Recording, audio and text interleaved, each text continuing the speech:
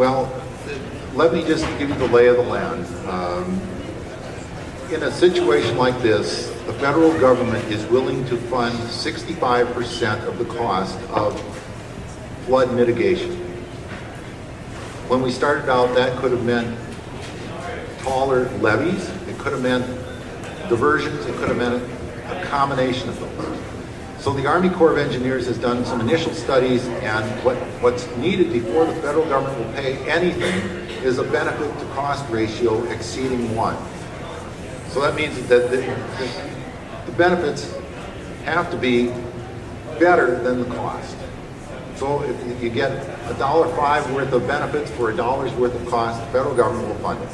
Well, as it happens, initially the one program that seems to have the best benefit cost ratio of 1.22 is the diversion called the Minnesota Short Diversion. Okay, that means that benefit cost ratio means that for spending $1, you're going to get $1.22 worth of benefit. Now, there's some talk of putting the diversion somewhere else, like on the North Dakota side, because that would help, say, Harwood. It may help make the South Side diversion project in Fargo easier to accomplish. However, if that costs an extra $300 million, and that's the way it looks, the federal government will still pay only $650,000, which is 65% of the least cost program. So that's where we are right now. They're asking for a consensus from the flood planning group by around the 1st of December, and we'll give it to them.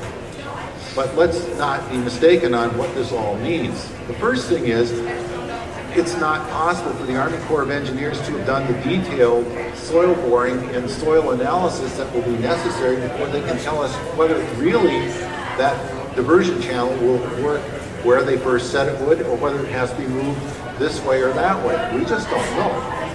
They don't know yet whether they have taken into account all of the benefits that would accrue from doing a diversion channel on the North Dakota side.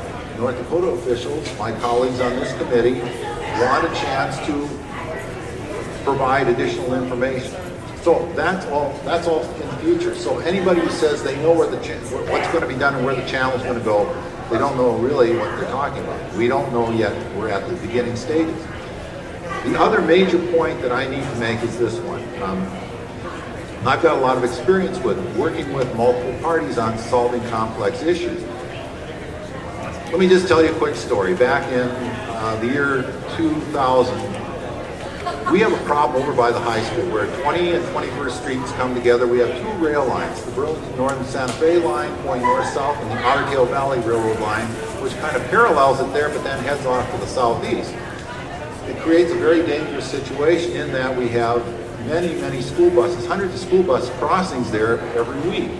And the sight lines are not good. It's a disaster waiting to happen. So we need to do something. The simplest thing that we could have done would have been to have moved the Otter Tail Valley Railroad line in a way that it would just cut through some farmland in Moorhead Township.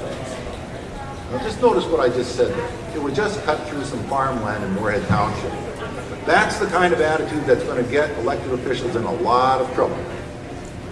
Cavalier disregard for the interests of other people. Well, the consequence of that proposal, which was floated at the time, was some very angry landowners calling Congressman Colin Peterson and protesting.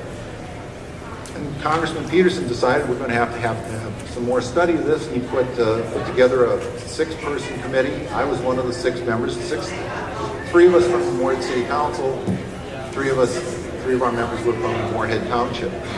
And we worked out a solution which had nothing to do with running railroad lines through Moorhead Township farmland.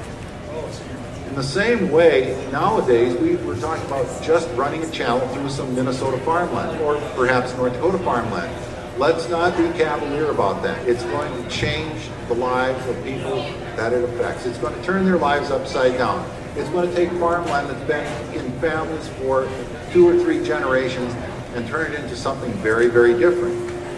I have, from my experience, a great sensitivity to what we need to do to get all the parties together to work out a solution that will help Parkland Moorhead, but at the same time be fair and reasonable and sensitive to the interests of the landowners out in Moorhead Township, in Oakport Township, and others that are going to be affected by our plans.